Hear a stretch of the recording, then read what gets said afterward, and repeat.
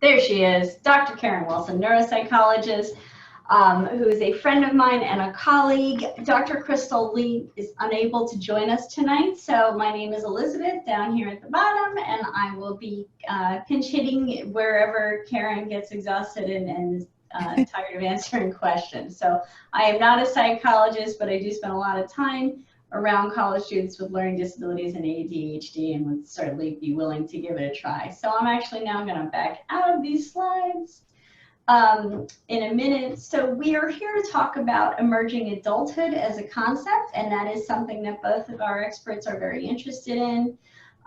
It comes from Jeffrey Jensen Arnett, and what was interesting is I was just listening to a review of another book by a different author being reviewed by, it's called College Parents Central. There are some women who have a website and a wonderful podcast for parents of college students or students headed to college, College Parents Central. And they were talking about this idea of emerging adulthood. So Arnett had 3 criteria for adulthood. We have accepting responsibility for yourself, making independent decisions, and becoming financially independent. Now, some of our college students will be paying their own way and will be financially independent in that way. Not all of them are, but it's just a good, stepping stone kind of officially on their way to adulthood. And now I'm gonna back out of these slides, here we go. And I'm gonna stop sharing, and I'm gonna get us back to our experts. So, you can use the chat box to send me questions for our experts. And I'm going to start, Dr. Wilson, with some questions here tonight. So I would say that for a lot, I knew I was going to forget this. Too many things. This is why I shouldn't be a one-woman operation. I'm going to launch the poll before we get started. All right, because I do think it's helpful to know who's attending tonight. So, who is here tonight? And some of you may be here in dual roles. Parent and guardian, high school professional, psychologist, neuropsychologist, social worker, counselor, transition specialist, counselor, IEC. And if anybody in this group is a tech expert and would like to help me with my next webinar, I'll be taking the application. You're doing fine. See, that's why she's such a soothing neuropsychologist. I feel better already. All right, a lot of parents, okay. Mm-hmm. Oh, next time I have to remember to ask this question and have a setting for, are you here at both, as professionals and parents?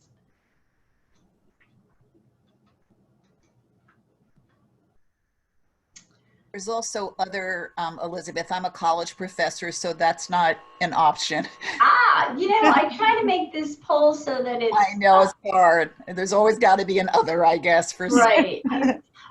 I haven't seen a way to make it so that people could fill in their own, but we'll have to do that. Okay. All right, so looks like 73% are parents. We've got 9% are professionals. We have a psychologist, neuropsychologist, and a social worker, a transition specialist, and 2 IECs. And most of you are here about students starting in the fall. I know this is a very fraught time for this. All right, I'm going to end the poll, and we'll share the results. Here we go. Okay, and now I really promise I'm going to move along. All right, Dr. Wilson. So, in any year, I think this is a time of year where parents are, feeling excited and anxious for their students. It's a time, I know there's a saying amongst parents of high school seniors that they have to soil the nest before they go. Mm-hmm. And so sometimes this time is not that much fun.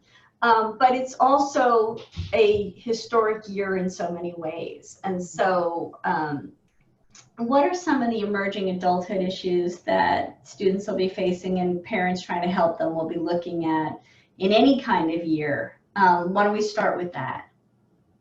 Sure. And thank you so much for having me, Elizabeth. I really Thank appreciate you for doing this. being here tonight and having this discussion about emerging adulthood. I think we can all agree that this is just a very difficult time for a lot of us, and this isn't the transition that we had envisioned. You know, if you think about the parents who are here tonight, and the students for that matter, they had kind of this idea of what this period would look like, ending out the senior year, graduation, celebrations, and a lot of that didn't materialize or happen in a different kind of way than we had anticipated. And there's been some sadness around that, right? And there's been some feelings of anxiety associated with that, and there's still a lot of uncertainty at a lot of colleges in terms of what things will look like in the fall. And so I think we have to kind of look at kind of emerging adulthood and this transition to college within the context of a COVID-19 pandemic. And I think one of the things we talked about before everyone came on is the fact that this is really going to be an experiment, because it's never been done before, where all of these colleges are trying to figure out how to have these mitigation measures and social distancing, or some colleges have already made the decision to completely do distance learning for the first semester or the first couple of quarters. And so everyone is kind of figuring this whole thing out at the same time. But I think one of the things we have to keep in mind is that when we're thinking about emerging adulthood, we're thinking about young people who are really between the ages of about 17, 18, and about 25. And during that period of emerging adulthood, neurodevelopment is still continuing, right? So as a neuropsychologist, I'm kind of looking at that period through that lens of a neuropsychologist. And, you know, we'd like to think that when kids turn 18, they're fully matured and actualized adults, when in fact, and we've had this conversation before, is that brain development continues. And the frontal lobe of the brain actually is the last part of the brain to develop and isn't fully mature until mid-20s. And for students with learning disabilities and ADHD and some other kind of neurodevelopmental challenges, there can be a delay in the development of the frontal lobe as much as 3 years, right? And so as we think about making this transition and preparing students for whatever is ahead and wanting to support them so that they can succeed academically and personally, we have to kind of keep that in mind, that we're not sending an 18-year-old with an 18-year-old frontal lobe to college. We may be sending an 18-year-old with a 15-year-old frontal lobe to college, right? And when we think about it that way, our expectations and how we think about the kinds of support that we want to provide our young people kind of changes, right? And so that's one of the things to keep in mind. I think that one of the things that many parents were kind of thinking about at this time was, you know, going and visiting the college and packing up their young people and bringing them to the campus housing and getting them settled in. And a lot of those things aren't happening right now. And there are a lot of questions that parents need to be asking school administrators in terms of what the fall will look like. And for some schools, they already know, and for some, they're still trying to figure that out. And it really depends on the college, where it is, and where it is located geographically, and the size of the college. You know, for some colleges where they have very large lecture halls with 400 people in a lecture hall, that might not be happening, right? And so there's going to be a shift. And what is that going to look like? That is a classroom that's probably most likely to be transformed to an online class. And for some students, that is not the optimal learning environment for them. Right. And when we were planning this talk, we talked about some of the things that they won't benefit from, that they would ordinarily have in the routine of a college day. Can you talk a little bit about some of those things? I think one of the things when we again talk about this whole idea of neurodevelopment continuing, one of the things that I think about, particularly when I think about the frontal lobe, I think about executive functioning. Sure. And that is important and very important for college students, because college is all about organization and planning and self-awareness and metacognition and being able to inhibit all of those distractors that are going to be in that campus housing room environment. And so they have to manage all of those executive functions in college away from the parental support that they may have had before, right? And so we have to kind of think about that in terms of what it is that they're managing, and really prepare them for that. And when we think about the support that they're going to need, I think about the support that they're going to need is most likely going to fall in that area of executive functioning when they're making that transition. Because one of the things about executive functioning is that the demands for executive functioning increase as we get older. So we think about, as adults, all of the things that we have to manage on any given day, right? Any given day in terms of bills and housework and work and schedules and children and all of these other things, grocery shopping, all of these things. Now students are going to have to assume some of those responsibilities as they transition to college without the benefit of having the support of parents at home or with them. For most students, many students might still actually be at home because of this pandemic situation that we find ourselves in. And so that's going to be a little bit different. Well, and I think that that's an interesting point too, because when you think about emerging adulthood, and certainly what students were expecting, and unfortunately what some of them are going to experience, and there's been a lot of articles I've been looking at this spring about the tension, and again, College Parents Central had a good one on, now your college kid is home, or in the case of the student who thought, they were finally going to get out and be on their own, they're going to not have that opportunity. And so, what are some ways that parents too can, the executive functions are still going to need to develop, right? Right. So how can parents sort of structure that, especially, I like to think, even though students may not appreciate this, there's a little bit of benefit of this, given what you just told us about, neurodevelopment, and the fact that these kids with LD and ADHD are behind developmentally and maturity-wise a little bit. So there's a little bit extra cushion time, right? So how can the parents both, let students feel like they're making their own decisions, but guide that executive functioning? Right.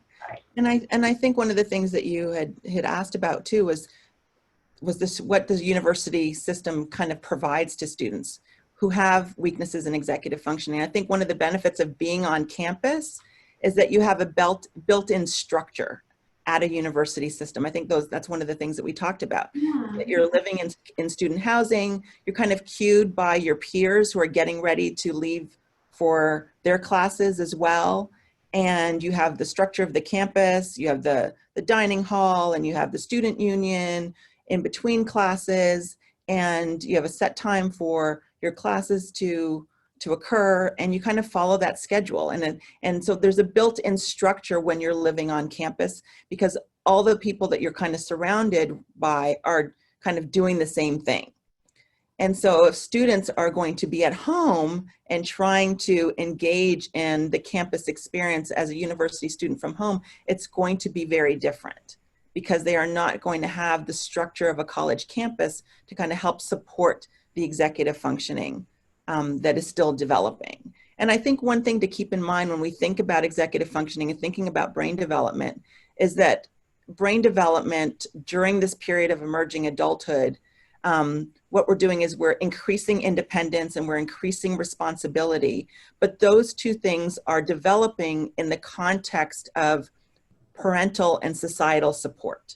And so that's something really to keep in mind, is that it is okay to continue to support our young people as they're developing these executive functioning skills, as they're making the transition to college. We're not going to be over-parenting, but we are going to be there for support and even sometimes structure some of the things that students will need to support them in order for them to be successful. And that can look very different. I know one of the things you said was, how can we do that? And I think it looks different in different families because students are struggling in different ways. It's one of the reasons why we have, in the public school system, we have individualized education plans, right? We don't have one plan for all kids with dyslexia or one plan for all kids with ADHD. It's really individualized. And we have to keep that in mind, that every student will have their own unique strengths and their own unique needs. And we have to keep that in mind when we're trying to decide what type of support they will need. And one of the things I tell parents was, as they're getting ready to make this transition to college, their students are getting ready to make this transition to college, is to reread that last psychoeducational or neuropsychological assessment report. What was in there in terms of the accommodations, the modifications, the recommendations for supporting your child. In that report should also have been an outline of your child's strengths, because we want to make sure that we know what those strengths are and the student knows what those strengths are as they're getting ready to transition to college. I can't tell you how many students have never read their neuropsychological assessment report. Oh, you're singing my song. Or who've never read their they don't know what's in there. Their parents have kind of set up the assessment and they've come in and they've had the feedback with the clinician afterward, and they've kind of gone over the strengths and weaknesses in that 30-minute to an hour-long session, but they've never read the report. And I think that's a mistake. I think that's a mistake. I think the students need to know what's in there, because in there is outlined very clearly not only what they need in terms of support, but why they need it. It's almost like I fed you these lines to say back out. Exactly, because those of you who know me from social media and all my work too know that I've been beating the drum about getting your students to register with the Disability Services Office right now. Today is a good, well, it's laid out here on the East Coast, but tomorrow is a great day for them to do that. And this all ties in with what Dr. Wilson is saying, in that they need to know what their strengths are, in part because that should drive the way that they study and the way that they prepare. And they do need to know their weaknesses, and not because we want to pat them on the head and say, oh yes, you poor dear, and this is what you're not good at, but so that they know where they need the support, what they maybe shouldn't be doing when it comes to approaching their work. And when they go to register with our office, at a lot of schools, the registration form is going to say, what accommodations are you requesting and why do you need them? And the answer can't just be, I have a 1.7 standard deviations between my broad reading skill and my cognitive ability. There needs to be a true understanding of that. So I think that that's such an important point. Yeah, absolutely. And I think the other point that you made is really important, is about reaching out to those resource offices, whether it be a learning center. I know they have different names at different colleges, a learning center, students with disabilities office, to reach out to them early to establish what accommodations and what resources are available, services are available for students at the college level, because it might be different than what they have received in high school. And if they're going to need additional support that the school does not provide, then you want to make sure that you're having opportunities to provide that support for them, whether that be an external person or external service who will also provide support. It might be, for example, executive functioning coaching, for example, something like that, that might not be offered through a learning disabilities office or a learning center. And that might be something you might want to arrange if executive functioning is a significant area of weakness for your child. Well, and I'm imagining there are some parents thinking, well, you know, if kiddo's going to be home for the fall, I could probably do that, right? What could possibly go wrong? You think that's a good idea? We have to think about, we want them to emerge as more independent. So we don't want to use this opportunity for them being at home due to a pandemic to continue what it is that we have been doing as they were high school students, right? So we want to be able to kind of let them go and again, provide support as needed, but they have to develop that responsibility and that independence and and it's going to be occurring in a different way than it would have materialized if they were on campus, but they still have to have the opportunity to do that. Well, and I think, again, back to the idea of emerging adulthood and making decisions for yourself, I'm sure that there are a lot of students thinking, well, I am living at home, but I'm going to decide what time I get up. And, I imagine there's going to be some tension between parents who get up at a very early hour to get to work, get younger siblings out, and now college students who, while not in that environment, feel like they're ready for the next thing. And so, maybe it doesn't matter if you sleep till noon if class is until 1. But what can parents do? So they're observing their child, their young adult living at home and doing this schooling. How can they approach suggesting some improvements to the executive functioning? Perhaps students who are sleeping through the class, or getting there late, or if they observe their student perhaps attending class while also attending to something over here. Are there ways that you would recommend that parents try to nudge them along? I think it begins with really having the students become empowered, and the more steps that they can take to advocate for themselves, I think that is kind of the direction that you'd want to go. And I think parents have to be careful about nagging because you see students doing something that you don't approve of. And so one of the things I would start with, instead of kind of anticipating them experiencing struggles, is to help them to be proactive at this stage, right? After they read their report, have a discussion with them in terms of what kinds of supports do you think you will continue to need in college, right? What do you think what was most beneficial to you in terms of your accommodations when you're in high school? And what are the kinds of support do you think that you feel that you will need moving forward in college, in a college environment? And they should be the ones reaching out to the Learning Disabilities Office and the learning centers, not the parents, because we want to help them advocate for themselves. And they are the ones who are going to have that relationship with those officers and with the university. And so we want them to step into that independent role. And one of the things that I get a lot of delight from is when students call me to schedule their reassessment or their reevaluation. Wow. And not their parents. Yeah. And these are students who I may have evaluated, when they entered high school, and now they need updated testing for college. And when they reach out to me via email or with a phone call, I know that the parents are really allowing that independence to occur, mm-hmm. rather than continuing to take on the responsibility of scheduling the appointment and doing all of those things for them, because this is the time to help them develop those independent skills. And so having them make the call, having them set up the time with the counselor to determine what resources are going to be available to them at the university is going to be helpful. And I think at this time, what's even more critical is that a lot of students don't know what accommodations will look like if they are going to be going through this academic process, this first semester, this first quarter, via distance learning, right? What does that look like? What do accommodations look like when you are not in a classroom, when you're learning virtually? And so these are the questions that have to be asked in terms of testing and time tests. And what does that look like? What are my accommodations going to look like if I am learning in this manner?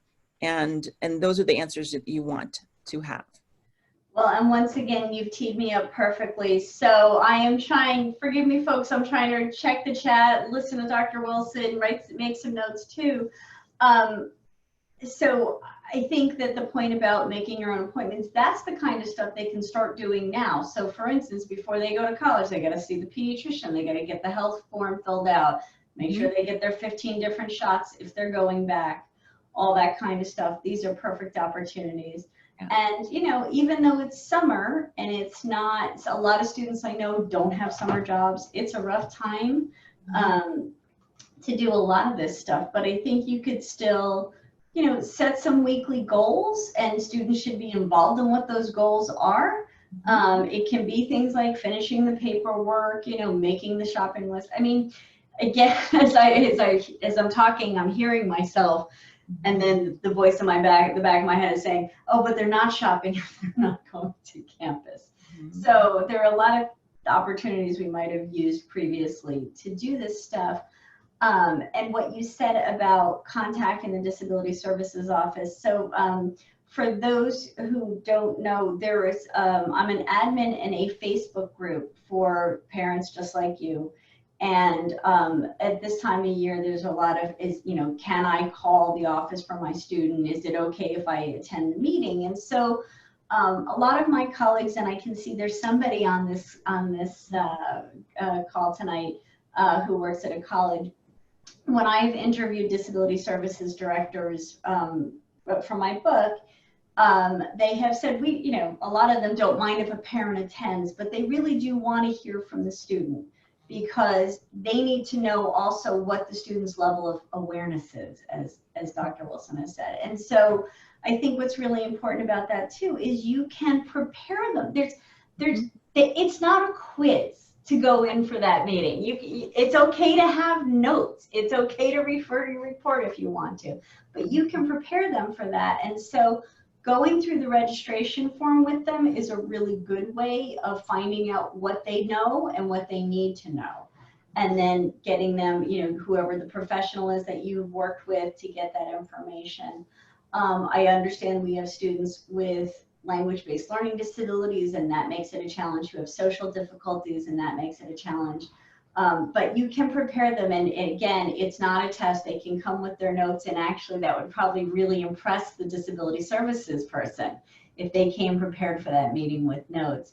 I am going to put out a call. I know Kelly Schmidt is on this, and you had mentioned not nagging. Kelly, if you would not mind, if you're still on the call, you had posted a link the other day from Attitude magazine about how not to nag your kids. So my mind is always exploding with stuff I've come across, and if you can put that in the chat box, and if not, I will make myself a note to put it in the resources when I send it to everybody tomorrow. And Elizabeth, I think one of the things that parents can do, if they've observed some things, you don't want to nag and say, shouldn't you be getting up earlier? Shouldn't you get a snack right now? Because think about whether you would have the opportunity to intervene if they were on campus, right? Mm-hmm. And so kind of think about it that way, but it's okay to check in with them, at the end of their first week, at the end of their first couple of weeks, and say, how's it going? What's working? What's not working? Have you learned anything? Because then it might come up that, I find that I work better late at night, and that's why I'm getting up late and later in the morning, right? Or I need to be an early bird and get things done earlier because my mind is clearer during that time. And so by asking questions rather than nagging, you help the young person find the answers themselves in terms of what's working and what's not working, and asking, do you need support in any areas? Is there anything that we can do to help you in areas where you're struggling? What do you think would be helpful? And brainstorm together rather than imposing what you think would be helpful for them as they're developing that independence and responsibility. If you have a student that you don't think has that level of self-awareness, you sit down and you say, how are things going? And they say, that's great. I think it's going great. Is it okay to offer, what you're observing? Is it better to just sort of let it, I think it's not every, or what if the student says, I don't know I don't know. It seems all right. It's my first time, right? Right. It is. I think it is okay. And I think you want to ask as many questions that you can, even if there seems to be kind of limited insight, because insight is something that is also developing, right? And you want to, again, provide some support. So having a structure, helping them with specific tasks. One of the things I can think of that's really helpful is for parents to be aware of the add drop dates for classes, right? So for example, when students register for classes, there's a date where they can take classes and then they can drop it without it showing up on their transcript, right? And so a student, for example, with working memory difficulties may not remember when that date is. So it's okay for parents to have that date in mind And to be able to say, you know, you took 5 classes this semester, and that's a lot of classes. And I see the deadline is approaching for the add drop date. I don't know if you remember that is the date where you can drop a class without being penalized and without it showing up on your transcript. How are you with managing that load right now? Right? And so you're checking in with them, and that way they are kind of helping them to be more self-aware in terms of saying, you know what, these 4 classes are going well, but this one is really tough. I think it's too much. I feel a little overwhelmed with 5. 4 would be better. And that might be helpful for them in making that determination. And maybe it's time I should drop that class before that deadline. So they may need some reminders. But again, you want to have it elicit a conversation as opposed to, again, imposing what it is that they should do. You don't want to say, I think you should drop 3 of your classes, right? Right. So you can have a discussion about it. Right, and things that they can do are get into, you know, their course management system, see what their grades look like. I'm so glad that you mentioned the idea of course load. I would say that, you know, and in my writing, I say this all the time, transition to college is a challenge for most people. It is a real change to the environment. It's changed to the level of support and structure. And so students with ADHD, and in some of the studies that I've read on college students, they actually are the ones who tend to think that things are going well without a sense that they are not. And so just, you know, saying, look, you really need to just start with the minimum to get started is such a good idea. They can always pick up a summer course or a winter course or something, but, you know, we want to set them up for success. And in fairness to them, they have no idea what 4 courses in college looks like. And they go like, oh, I took 5 or 6 classes in high school. I could certainly do that at the college level, right? No big deal. Right. So, you know, that might be a place where you do want to insist a little bit, or just say, look, you know, if you think this is something you can do, you can start at 5, but like, let's set a date at which, as you say, even before the add drop level date. And it is hard because I know that for financial aid, I'm on a scholarship fund here, and at our community college, they only have a week to decide whether they're dropping stuff. And so sometimes the class is only met once. Right. And that is a challenge, but it's, you know, these are real big, you know, they want the independence. And as I always say in my presentations, with freedom comes responsibility. Yes. And so that's the part we have to remind them of. That's where I think being proactive is so helpful. So again, kind of going back to reaching out to disability offices, learning centers now, like you were saying, you know, tomorrow, to find out, you know, what is the best schedule for my child, and helping them to come to that determination on their own, given their strengths, given their areas of weakness. Perhaps going full-time is not the best thing to do if they're going to have to take all their classes remotely.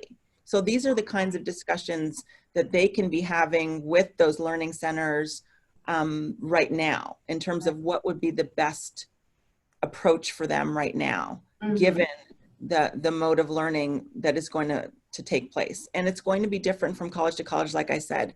Some colleges might be doing face-to-face with mitigation measures. Some will be a hybrid approach. Some will be completely distance learning. And what we know is that not everyone can learn via a distance learning, you know, curriculum.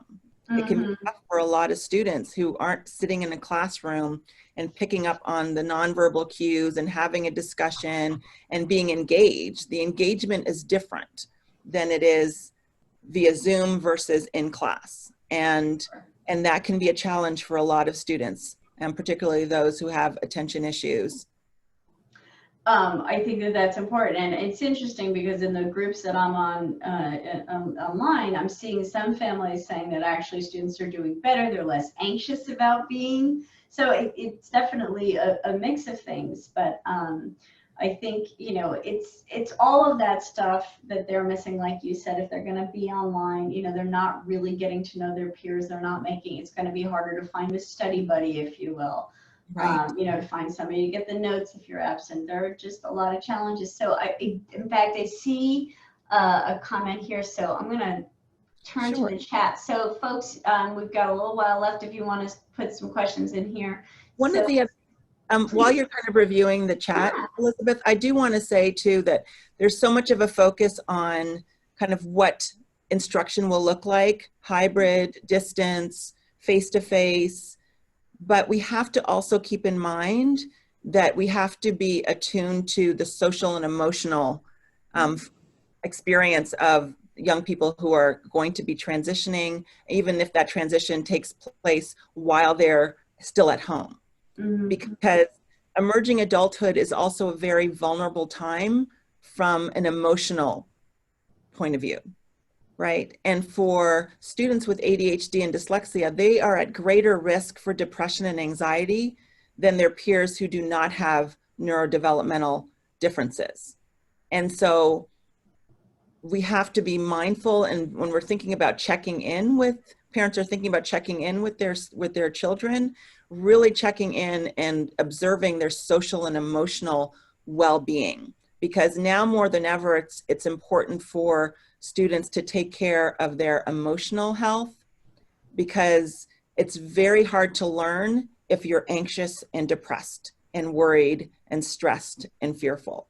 And so you can't even think about the accommodations and modifications that you're going to need in school if you've got this kind of blanket of anxiety and worry that is weighing on you as you're making this transition. So while we're looking at the support that students are going to need academically, whether that be extended time, alternative testing, note-taking, text-to-speech software, we have to also look at the emotional and social support that they will need, whether there's a therapist that they can check in with, if there's a lot of anxiety and worry or fear about, what this looks like if they are doing face-to-face classes, or anxiety about doing their whole first semester, first quarter via distance learning.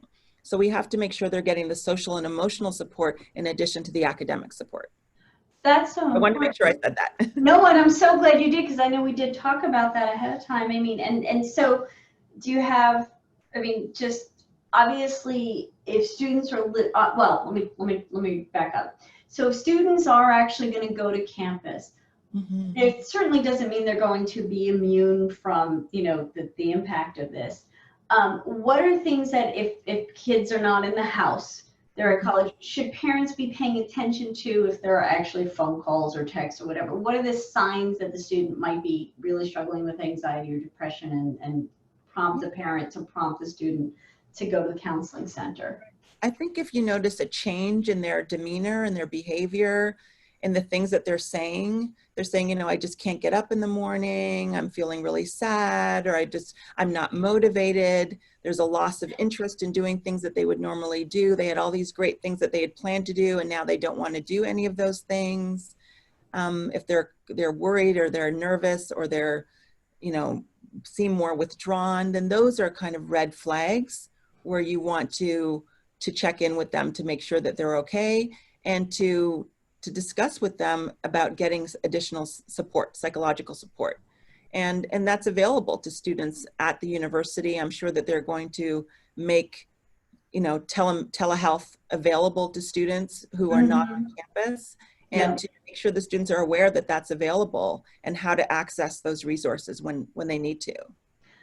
For those who have not had a college student go yet, be aware that counseling generally on campus, they'll usually allow students to see somebody, and I'm just going on the experience of where I have worked in the past, every 2 weeks, and generally just for a certain amount of time before they will refer a student off campus. So, there aren't a lot of campuses I'm aware of that can provide, weekly therapy. And so if that's something you're working with now, you should find out whether your student's therapist is allowed to, with licensing restrictions, work remotely. I'm guessing things are different. You'd be the one to ask, Dr. Wilson, different right now than they have been in the past. Are things easier? Well, you still have to be in the same state as your therapist, right? And so, or your therapist has to be licensed in that state. So these are things to kind of keep in mind. So if a student has a therapist right now, those are the things, again, that student should be discussing with his or her therapist about continuing treatment or helping them transition to a new therapist as they transition to university life. Yeah, I think that that's really important. I mean, that continuity can be a really good lifeline for students. And I think too, just parents do, if they have questions now about what mental health looks like on campus, mental health services, now is the time to ask. So you've got some time to arrange for that. Absolutely. All right, let me see what this, okay. So we have somebody talking about the added burden for freshmen, let's see, of even just keeping track of, are you in person, are you hybrid, are you on campus and taking classes. Students will be in masks and teachers will be too. I would imagine we're going to see a lot more anxious students than we've ever seen. I think so too. And that might be something, again, a conversation to have with the health center at the university. Are they going to be increasing the level of social and emotional support to students given this pandemic that we're in, right? Right. So conversations and questions to ask as well. It's going to be brand new for everybody, I guess. Well, let's see, this says, can you address the kinds of accommodations staff students might receive from a college so they can advocate for themselves? I need help because my son tends to put things off us until a crisis point. And that again speaks to being proactive, right? If you're registering with the disabilities office or the learning center ahead of time, then you're already putting in place what the accommodations are that you will need, right? And that's another reason to revisit that last evaluation report, what was recommended, meeting with the school, the high school, or speaking with the high school guidance counselor to see what accommodations was the student utilizing in high school. Right. And having a discussion with the student about, will you continue to need those accommodations in college, right? Right. And which of those accommodations will you need? And again, when we first sat down, we said that the accommodations are going to be different from student to student, depending on what it is that they've had in the past. And so again, revisiting the report and seeing what did that look like? Was it time and a half on tests? Was it a private room for testing? Well, what does a private room look like when you're doing tests online, right? What does extended time look like? If there's alternative testing, so instead of multiple choice, a student might be permitted to do essays or reports. So these are the kinds of things you have to inquire about, because it's going to be different from student to student and from disability office to disability office in terms of what is available. Even foreign language waivers, things like that. These are all things that students need to be asking about to see what it is that they need, what they qualify for based on their documented history of a learning disorder. So in the handouts tomorrow in the resources, I will send out a list of accommodations that, excuse me, some stuff I've written for Understood about accommodations that are common. And I also just, is that up yet? I just did something for Attitude on how things are going to work in the fall as far as we know, because nobody really knows anything yet. And if you follow me on Facebook or on Twitter, I've written something for the National Center for LD, where I interviewed a disability services director friend of mine, and she has, I think they're going to do it as a series. She talks about the accommodations and how they work. So as Dr. Wilson said, obviously if you're supposed to get a room with reduced distraction for your test, and you're going to be taking your tests at home because that's where you're getting educated, there isn't that much the school can do. But one of the things you can do is ask, do they have noise canceling headphones? Could they ship them to you and loan them to you? Are you allowed to use them? Or can you go to Lowe's and buy the foam ones that people use for using their chainsaws or whatever? Those are ways. So I think we're going to have to be a little bit adaptive about that stuff. So I've seen some things from colleagues where students now might have 24 hours to take a test instead of the 2 hours or 3 hours you might have in an in-class setting. And so it may be possible for students in that scenario to take their test at night when everybody's, watching TV or quiet, or in the morning if they get up before everybody's up. Let's see. Yep, we still don't know what it's going to look like in the fall for sure. Is it possible oh, this is a great question. Is it possible to add a new accommodation after the semester starts? Yeah, I don't know the answer to that. I think it would depend on the disability office and can you document the need for it? Is that right, Elizabeth? Yes, so I'll pick this one up. So the answer is yes, you can always ask, and that's, by the way, in COVID or non-COVID times. We, expect students to come to college understanding what they need. We understand that needs change based on setting. We also understand that none of us knows, again, as I said earlier, what it's like to be in college until we get to college. And so, sure, students can certainly do that. They probably, they may have to fill out another form. It might be as simple as an email. And with any accommodation that they're going to request, the disability services staff just needs to see a connection between what they are asking for and what their actual area of functional weaknesses. And those words sound harsh, but a disability is, according to the law, a substantial limitation in an area of functioning. And so it has to make sense. And as Dr. Wilson said, even, within areas of disability, dyslexia, ADHD, anxiety disorders, everybody's an individual and experiences different symptoms to varying degrees. And so that is what the documentation needs to demonstrate, and students, should be able to articulate. So short answer to that question is yes, you can always ask for another accommodation. You can ask, and I wanted to return to the question about, so the question about, do we provide supports? I'm not sure I'm reading this quite correctly or interpreting it correctly, about the son who puts things off. Colleges don't tend to do anything specific to help students advocate for themselves.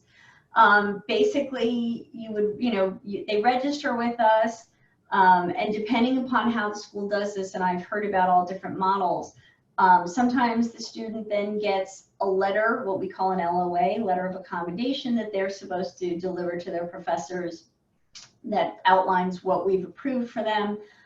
Sometimes it's an email. Sometimes the course management system has that information, and I get my approved accommodation. My professor, Dr. Wilson, gets an email, I guess, that says, hey, some student in your class, and she logs in the secure system and sees what my accommodations are. So it will vary from place to place. They will, if the student wants to practice what they would say to a professor, I'm sure disability services would be willing to give them the time to do that. But as far as the last minute piece, what I always recommend, and the reason I'm pushing now for students to register, is once they register with us, if they've finished the process, the accommodations are approved, they never have to use them. So it's what I call a free insurance policy.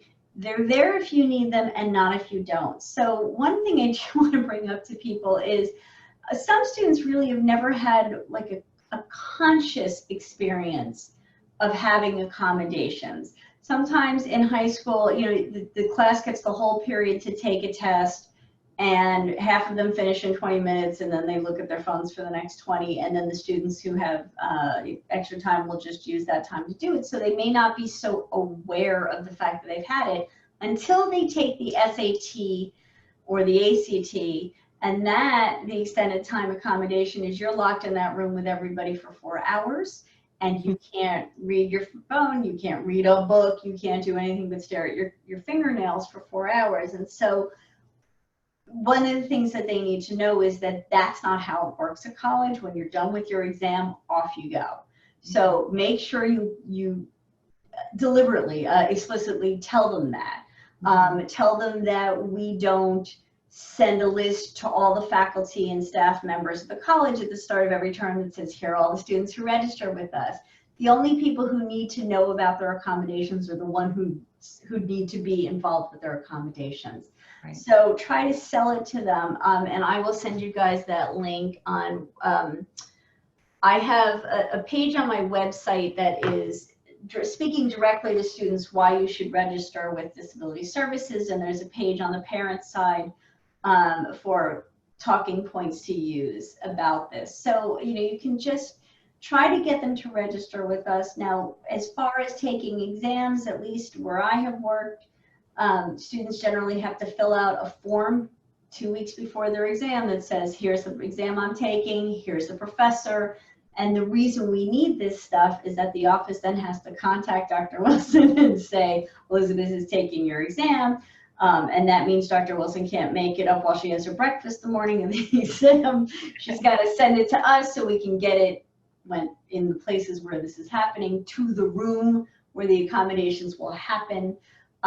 If it's going to be online, there are settings, I understand, in the course management system where the professor sets the extended time. That has to be done in advance. So all of your student will still have some bits of responsibility toward those accommodations, but getting the bulk of this registration process done now is one way to kind of move that self-advocacy a little bit.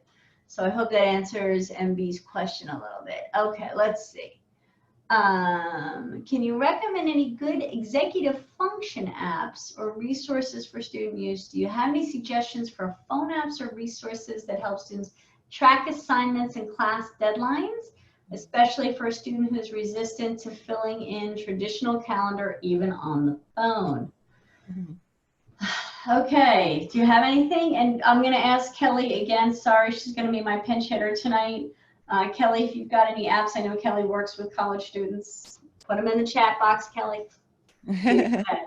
It's, I mean, a lot. I've worked with a lot of students who like Google Calendar and have had a lot of success with that. I would see if they can meet with, a lot of students meet with college counselors, and they help them to kind of put all the things, the classes in their calendar ahead of time. So if they can even if they're not going to check their Google Calendar, if they can have a date where they put all their classes in, the start date, the times, and the end dates, at least it is there. And if you can, then they will know it. Even if they're not checking every week, when they do check, it will be there. So it's not something that they have to input every day. Every week they would have to input what classes they're going to take next week. But at least if they have all of their classes on their schedule at the beginning of the academic year, it's there.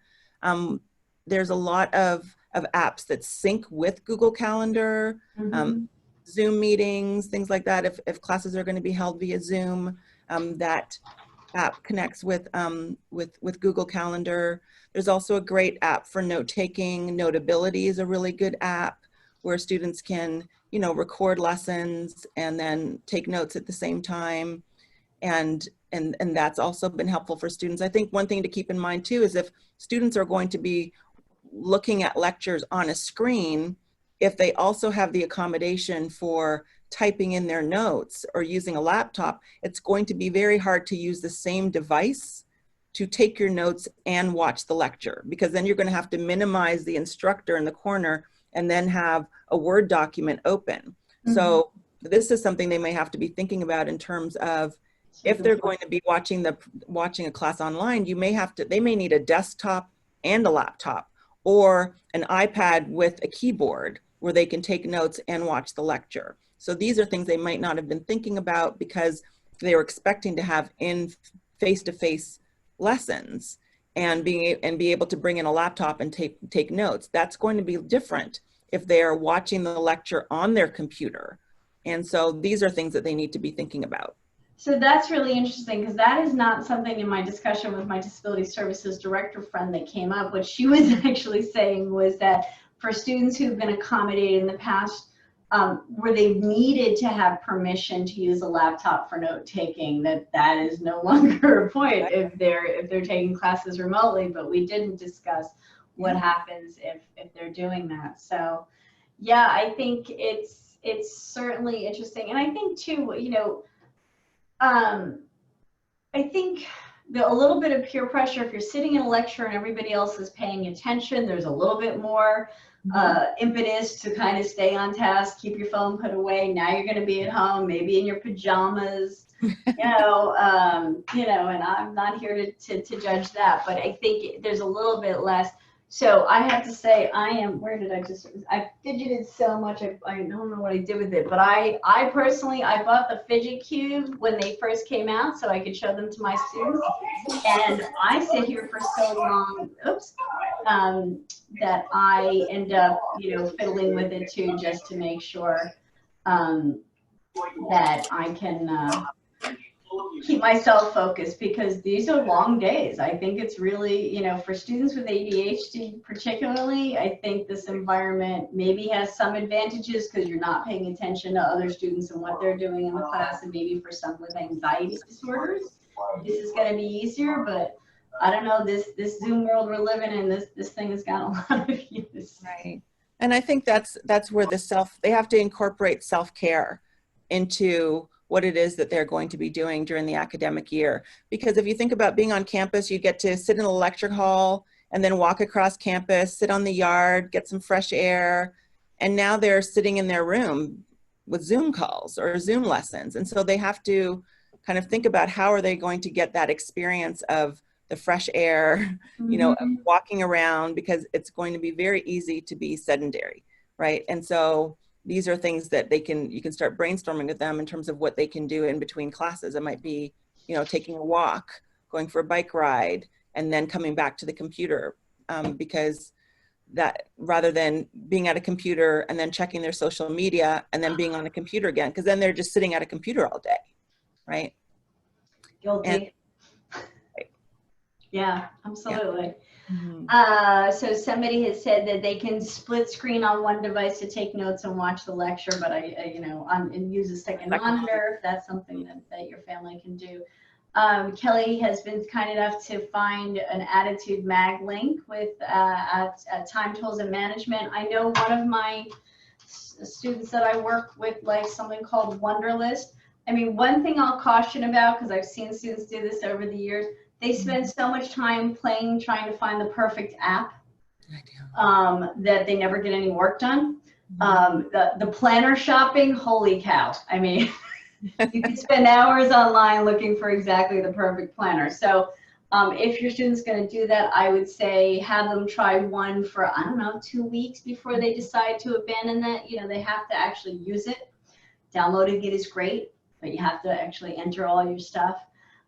What was I just thinking about? We're talking about apps and planners and time management. I mean, you can also get them working on time management right now, starting the week, giving them certain tasks to complete, or making it, I'm sorry, did I say giving them? Talking to them about goals that they have. And setting out and kind of working with them, like, okay, when is this going to get done? Are you going to use a pop-up reminder on your phone?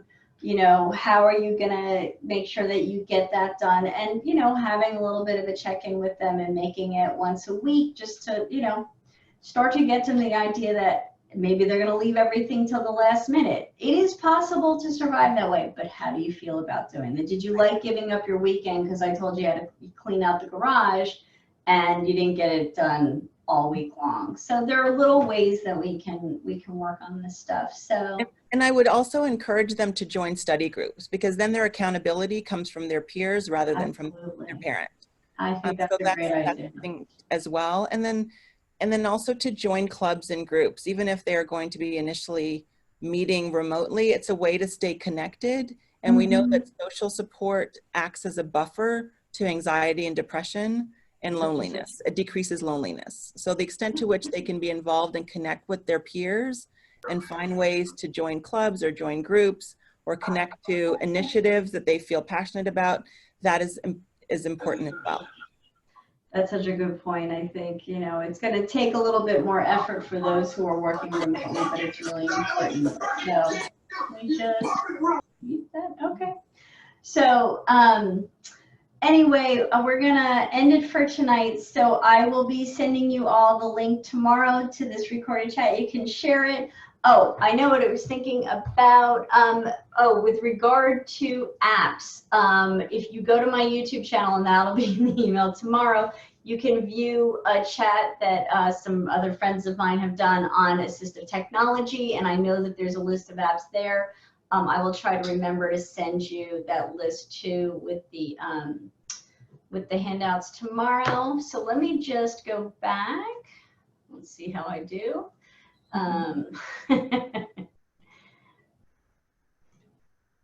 Share, here we go. So in your handouts too will be Dr. Wilson's information, and even though Dr. Lee, if that is your, there we go. Sorry, just want to mute that speaker. So Dr. Lee has a great blog, and she has done some work on emerging adulthood, so you may want to check that out and connect with her too. So coming up, so it's going to go a little quiet for the next couple of weeks, but I am doing a mini series for the LDA of America. In August, I'm going to be doing the College Disability Services System, students' responsibilities and rights, and what the accommodations are. And on the 26th, I will be doing college accommodations, why they change, and what is commonly available or not.